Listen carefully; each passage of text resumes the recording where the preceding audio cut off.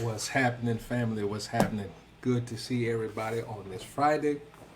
It's Friday, so you know what that means. Another edition, another episode of Cross Talks with Antoine. And today is June 12th, and it's Loving Day. This is the day when the Supreme Court ruled that it was not illegal to have an interracial marriage.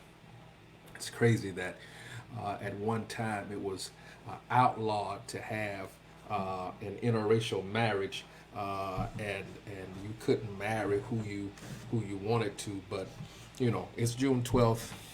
It's it's Loving Day, and so we love everybody, but we still gonna be real. We still gonna have conversation, and make sure that you look in the comments, because if you want to join the conversation, you can click on the link. You can come in and be a part of the show. Welcome anybody and everybody that wants to come in and be with us. Listen, we got a packed show today, and I only got 30 minutes to get to it. And so we're going to talk about a plethora of subjects today. And I got a lot of stuff that we want to talk about in a short time to get there. So we're going to try to get right to it. But I want you to make sure you tune in next week, man, because we're probably going to go an hour next Friday because it's Juneteenth. And we're going to do some giveaways. We're going to play some crazy black trivia like we did 2 weeks ago. We're gonna have some serious conversation, but we want to have some fun too, man. It's gonna be our Juneteenth special, and so we want you to come in. And speaking of Juneteenth, I gotta show y'all this. I got on a pre-Juneteenth T-shirt that Shamai Glover made for me. Her information is on the Crosstalks page. Make sure you get out there and support that. She can have you one right in time for Juneteenth. I got another one that I'm gonna wear next Friday, a black one. So make sure that you go and support that. I'm all about supporting everything and everybody black. As a matter of fact, I was in the shower and we got all of this white soap, right? Dial on it. And I told my wife, listen, we got to get some soap of color. So you need to go out and buy some black soap. But no, really though, we are supporting everybody and everything black. So we want y'all to be a part of that. We're just excited about everything that's going on, but we're gonna have some conversation. Shout out to Lorenzo at Frontline Designs for the new logo that he designed for us, and also the system that I'm using to broadcast to you, my camera, that comes through Ecamm Live. And today they released the email to all of their users that unequivocally stated that they support Black Lives Matter. And we got some things that we're going to be able to do. We got some things that we're going to do, us and Ecamm Live, June 23rd on their YouTube page. So stay tuned for that. We got some things that we're going to do. I sent them some feedback, some suggestions, and they're going to look into that. So if you're looking for a system to restream through and all of that, Ecamm is a good system, and of course they support us. So I support anybody that supports us and not just do it with their mouths. So look out for that. Now let's get to it. Let's talk about it. We got a lot to talk about, and we're going to try to do it in 30 minutes. So there's a lot of stuff that's going on today. A lot of stuff that's going on that went on this week. So I'm going to start with the most current thing today. How many of you had a chance to listen to Dave Chappelle, right? 846 is the name of it. It was put out by Netflix, but Netflix believes in Dave's message so potently that they even put it out on YouTube, who in reality is a competitor of Netflix. But they so believe in the message that Dave put out that they were even willing to broadcast it on their competitor's site first. They didn't even release it on Netflix, the channel. They put it out on Netflix. And Dave came with all the smoke. He was he came and he wasn't playing any games, man, and he just laid it out. If you have not seen Dave Chappelle's 846, look it up on YouTube. Check it out. If anybody has the link put the link in the comments so people can check this out, man, and go and listen at what Dave is really talking about. So because Dave is sharing some truths, and what really struck me about what Dave shared, man, was, he was like, this police officer kneeled or knelt on George Floyd's neck for 8 minutes and 46 seconds. And Dave said that touched him so much because he was born at 8:46. And I just thought that was so powerful because, I was born at 8:30 in the morning, and Dave was born at 8:46, and this guy knelt on George Floyd's neck for 8 minutes and 46 seconds. But Dave came in a way that was so real and so raw that if you did not understand what was happening in this moment, you couldn't help but really understand his emotion. Because he came raw and uncut. It was not rehearsed. He was not trying to make it refined. He really spoke from his heart, if you will, and just gave us real and raw. And to me, it has been the most brilliant piece of work done thus far in the movement. When you put it on his level. And the other thing that I like about what I heard Dave Chappelle say was, he said, Don Lemon called me out because I didn't speak up.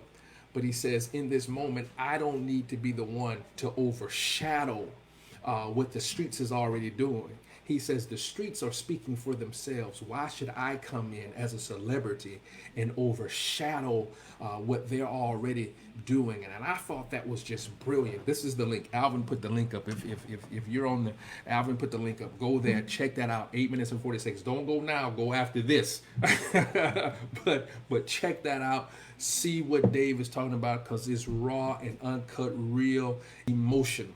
But he was saying, why, does Don Lemon feel the need to call us out when the streets are already telling you what to feel? You shouldn't be looking to listen to any celebrities. You really ought to be trying to listen to the streets, because the truth is the streets are speaking. Wonderful, powerful piece that Dave Chappelle did, and I think you will enjoy it. It's emotional.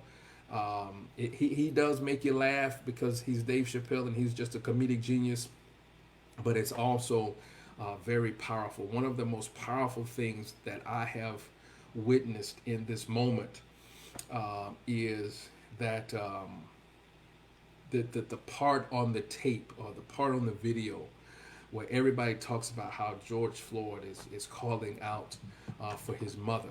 And Dave relates to that, and he says the only other time he's ever heard a man call out for a dead relative was when he listened to his father cry out for his deceased grandmother. And then he tells that whole story, and you've got to go through that. But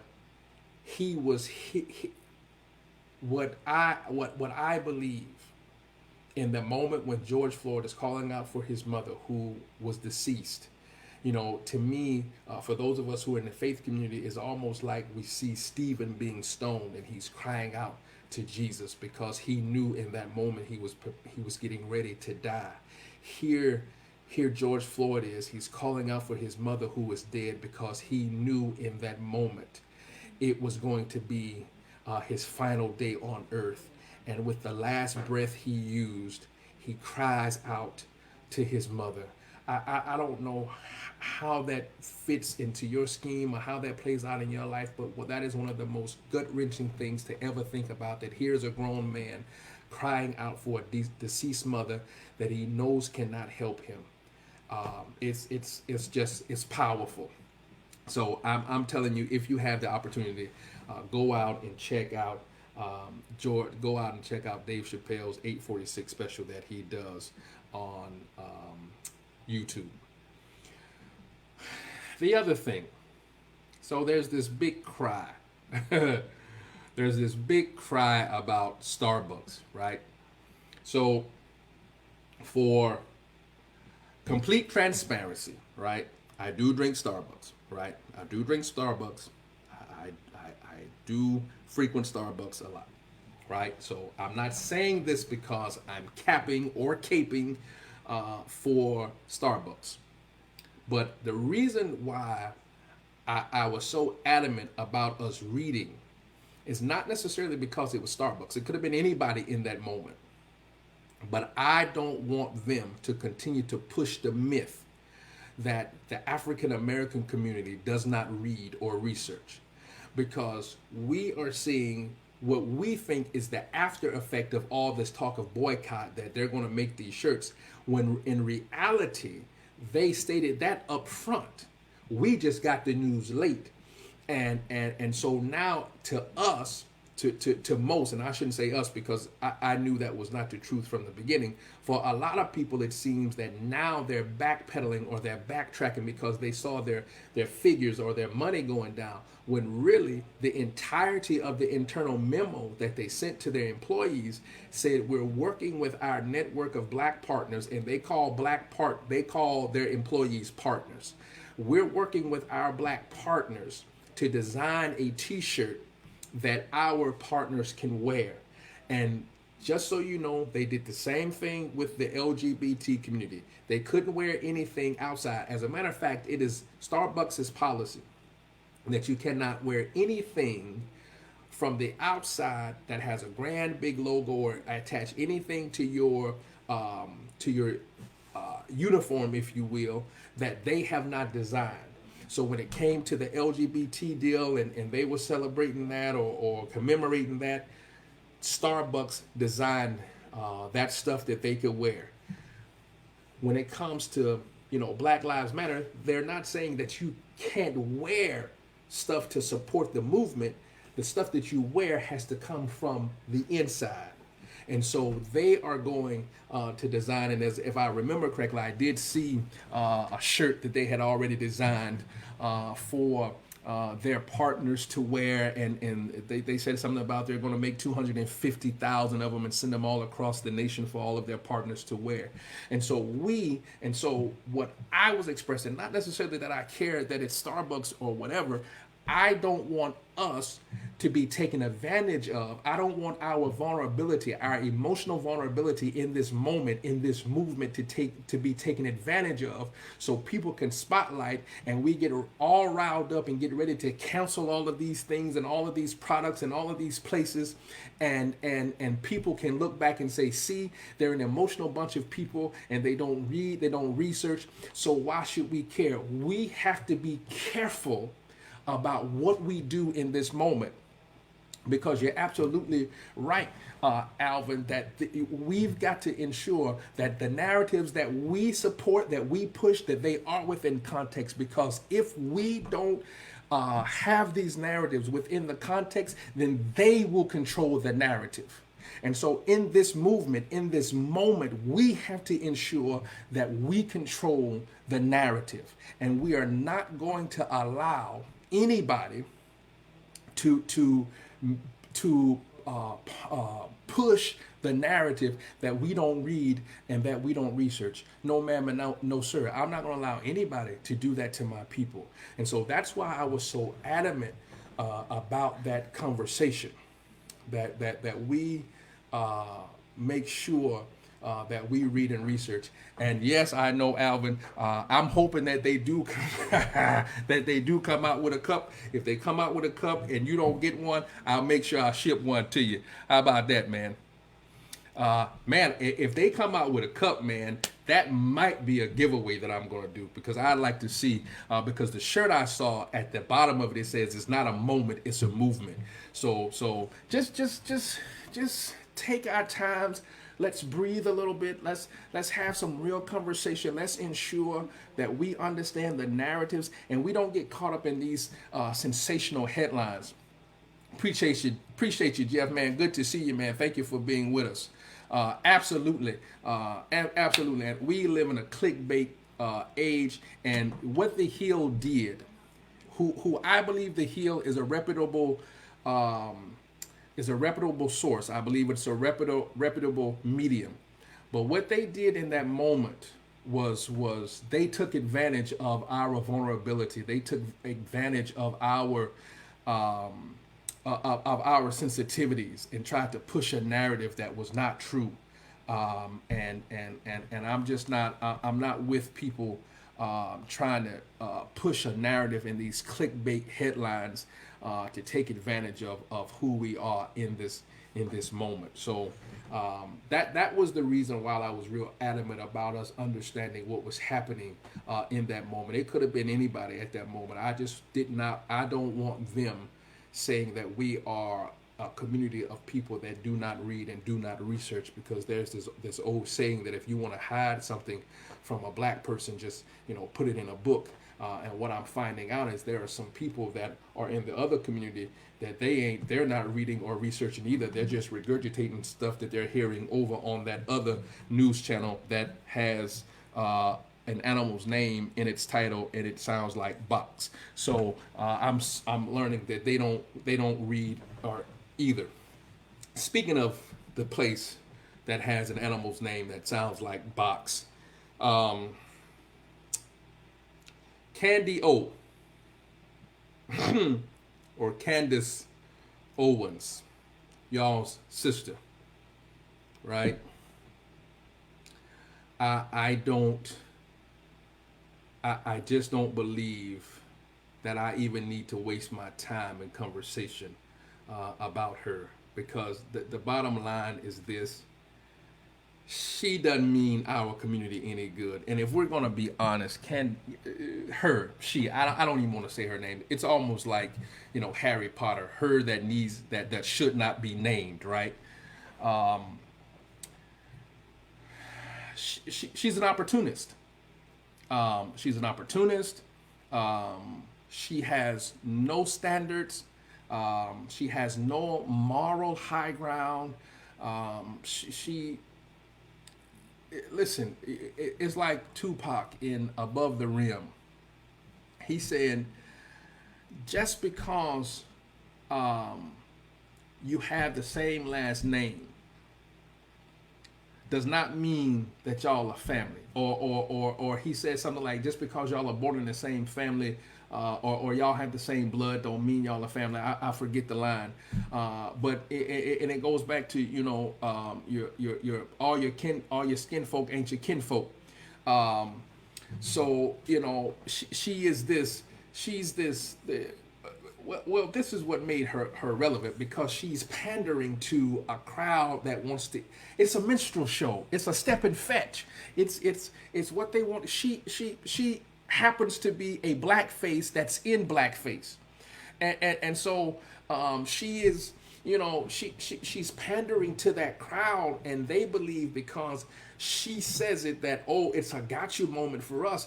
But listen, nobody that I know of, the people that I associate with, the people that I rock with, we pay her no mind, because what we know about her is that she's an opportunist, that this is a money grab for her. She saw that this was an opportunity for her to make money, because this same Owens, this same woman, right. She even had, and this is it. She is repeating something she heard her president say. So she's fetching the president's water. She's carrying his water, and so of course she's going to repeat the line that Maxine Waters, who, by the way, if you have not seen LA 93 on Netflix, I would advise you go out and watch LA 93. It talks about the riots that were happening during the after effect of what happened, rather, during the Rodney King verdict. Go out and see that. And Maxine Waters is featured prominently in that documentary. But she's just fetching the president's water, man, and she's just regurgitating what she heard him say. But again, let's be honest. This is a money grab for her, because this is the same CO, because she's really don't repeat what Dave Chappelle said about this young lady. She's the same CO, because she really is acting like the white community's correctional officer at this moment. She's trying to keep us in check for them while she and them hold us in this prison of bondage and all of this. You know, she reminds me of Hoppin' Bob in the movie Life with Eddie Murphy and Martin Lawrence. You know, tell him about the gun line, boss. Tell him about the gun. You know, that's her, right? So, you know, this same CO is the lady that goes. She's having this issue of discrimination and racism, and I believe it was at a college, and she's having this issue with these white boys, white gentlemen, and so she decides, because she is dealing with racism and discrimination, she runs to the NAACP to get help in filing a lawsuit. She wins the lawsuit with the NAACP's legal team, their advice, their assistance, their help, and now here she is castigating the very NAACP that helped you when you needed help. There's an old saying back where I'm from that says, "Don't bite the hand that feeds you." So now she's pandering and she's tap dancing and doing all this step and fetch it, and she's talking about the same NAACP that helped her, and she even goes up to Capitol Hill and testifies that she has never experienced racism, that racism is a myth. They should charge her immediately with perjuring herself. I mean, this is just it's absolutely asinine. That's why, for me, she has no credibility. She has no integrity. For her, it's all about money, and I am not going to spend my time wasting my time. I've spent too much time talking about this woman, anyway. But Candace Owens has no bearing on the black community. We don't care about her. She has no opinion that we care to hear. She'll always go and pander to Fox News and all of those other places. We do not care. She does not speak for us. She does not represent us. And I love what Dave Chappelle said, because she tried to run down George Floyd's record and all of this. The black community is not looking for any heroes. Let's be clear and let's be honest. We have more heroes than we care to even name. So we are not short of heroes. We're not looking for heroes, but understand this. We will not allow you to berate, demean, or talk about anybody who has done nothing but try to help and lift up our community. Now, if you can't stand that, stay where you are, because we don't need you and we got nothing for you over here. So, That's right. That's what he says. That's it. Just because, you know, a person is born into your family don't mean that y'all stay family. Absolutely. One of my, absolutely. Tupac in Above the Rim. That's exactly what he says. And so with Candace Owens, she has decided that she wants to divorce herself from the family. She wants to move away from the family. And guess what? We cool with that. We hope you have fun on the other side. And this is what I know. Because of who we are, because of how we're built, when they use you, when they misuse you, when they abuse you, when they throw you away like a wet food stamp, we'll still be standing at the door welcoming you to come back in. Because that's just who we are. Because we know what it's like to be used. We know what it's like to be abused. And when they show you who you are, when they really show you how much they care about you, we'll still be standing right here, coming to dry your little white tears that you thought that that they were going to welcome you in. We'll still be there to dry them for you. But at this point and in this moment, we ain't got nothing for you. We don't care nothing about what you got to say, and we couldn't care less about you. So I've said enough about her. You know, whatever happens to her, you know, it is whatever. And I don't wish nothing bad on her, but, you know, I really don't care one way or the other.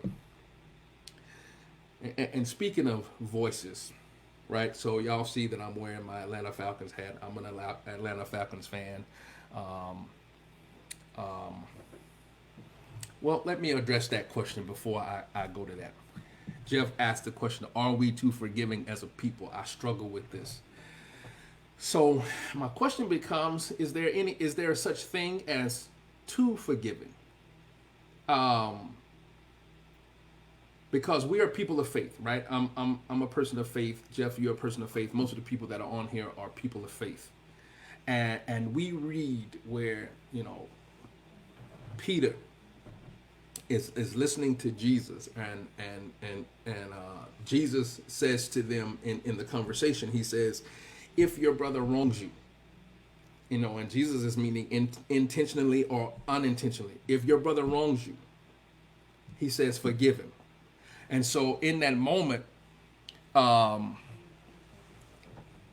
it is in that moment after Jesus has said all of this stuff, and Jesus has said a lot of stuff at this point, but it is in the moment when Jesus tells them, forgive the people that wrong you, that now the disciples say, oh, wait a minute, Jesus, you got to help our faith. You got to talk to us. You have to help us increase our faith in that moment, because I just don't know if I can forgive somebody so readily that just intentionally hurts me or intentionally tries to do me harm. And so, Peter asked the question, well, if he hurts me 7 times and he asks for forgiveness, I got to come back. I got to keep forgiving him every time. And Jesus says, man, 7, that ain't even enough. And so eventually what Jesus is saying to him, that every time he comes and he repents, then you should forgive him. This is where I think we make our mistake, Jeff. Not that we are too forgiving, is that we never ask people, or we never demand of people to demonstrate fruit of repentance. Where we make our mistake, I believe, is that we hear people say, I'm sorry, but we never make them show us they're sorry. I believe there's a such thing as you have to demonstrate fruit of repentance. I hear you saying you're sorry, but I need more than for you just to tell me you're sorry. I need for you to demonstrate to me that you're sorry. Whatever it was that you did to get us to this point, I need to know, I need to see that you're never going to do that again. I need you to show me fruit of repentance. The problem is when a person comes and they give us these crocodile tears and they cry, oh, I'm sorry. We the first thing we want to do is we want to forgive them. But I'm telling you, there has to be fruit of repentance. And the thing is, absolutely, Alvin, what we need to know is that when a person repents, that's not just a change of mind, but their change of mind also is demonstrated through a change of behavior. So now if you are continuing to show the same behavior, if you're doing this same thing over and over and over again, then you're not sorry for the action you're doing. You're sorry that I caught you in that moment. And so I don't think the answer is we're too forgiving. I think we're too quick in our forgiveness, and that we don't demand of people to show us that they've changed in those moments. And understanding that even in their changing, there are going to be times when they're going to regress. But my question is, are you making strides to be better than what you were? Now, if you're one of those people that says this is who I am, and this is who I'm always going to be, then I got nothing for you, because you've told me exactly who you are. So because when you say this is who I've always been, that automatically tells me that you have no desire to change. And if you have no desire to change, then I have to treat you like you're showing me who you are. And so I don't think it's necessarily that we are too quick to forgive, as much as we just don't require people to show us fruit of their repentance. And so the thing that you could do for me, and Anthony said it best, the best apology is changed behavior. If you want me to believe that you're truly sorry for what you've done, then you need to change your behavior. If your behavior stays the same, then you have no desire to change. And really what you're saying to me is you don't care how you've made me feel. You don't care about the wrong that you've done. You are upset that I've caught you. So I don't necessarily think it's that we are too quick to forgive. I don't think we demand to be shown that there's been a change. It's like when people say, it's like even when people go to God and they tell God, I'm sorry, or they apologize, or they repent.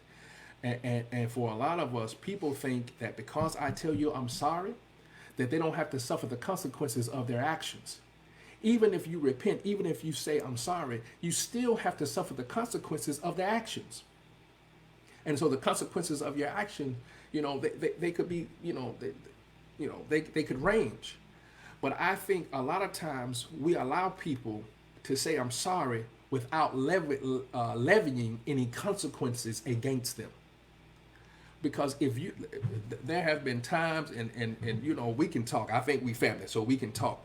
But that there are when I was younger, I would tell my mama, "Hey, mama, I'm sorry," and she would say, "Well, baby, that's good. I'm glad you're sorry, but you still got to come get this whooping." Why? I got to suffer the consequences for my actions, and so I don't necessarily think that we're too quick to forgive. I think what happens is we don't demand of people to show in their behavior that they have changed, and then we don't levy any consequences for their actions, for the things that they have done, right? And speaking of that, like I was saying, I'm a Falcons fan, so our rival in our division, the Saints, their quarterback, Drew Brees, he went on this show, and the question was asked to him, what does he think about players kneeling? Man, listen, and I have gone over time, but if y'all would give me like 5 more minutes, because I think I want to talk about this, and then we'll try to pick up with this on next week. But he was asked about, what were his thoughts on players kneeling, and he said he'll never agree with people. He'll never agree with people disrespecting the flag or the national anthem. And in the same week that he says that, there's this video of 2 soldiers. One is white, one is black. And the white soldier sees that the black soldier has BLM, Black Lives Matter stuff on his vehicle, and tells him to remove it. And what does he think? Why is he, promoting that? Who does he think he is? No, that's good, Jeff. That was a good conversation. I think we needed to talk about that. So ain't no problem, man. I'm good with that. Alvin said go to 45 minutes. All right, man. I'll do 45. Appreciate you. Thank you for the grace. So he's talking to this black soldier about him having this Black Lives Matter stuff on his vehicle.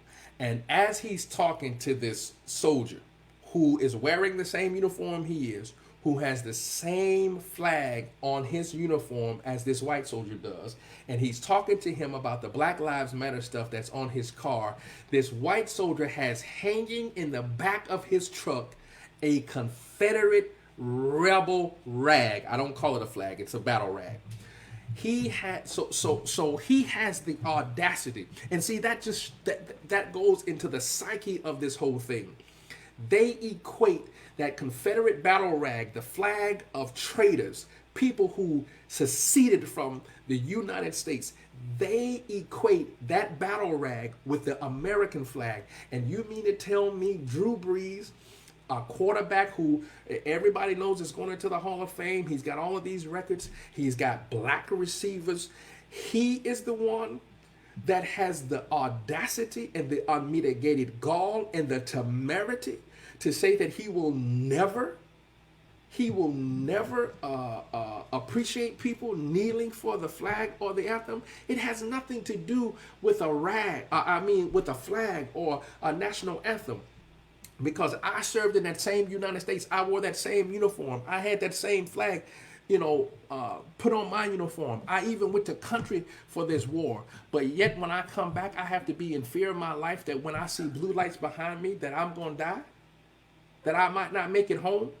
Man, you can miss me with all that. It ain't about a flag. It ain't about an anthem. It's about giving us the due respect that we deserve as being humans created in the image of God.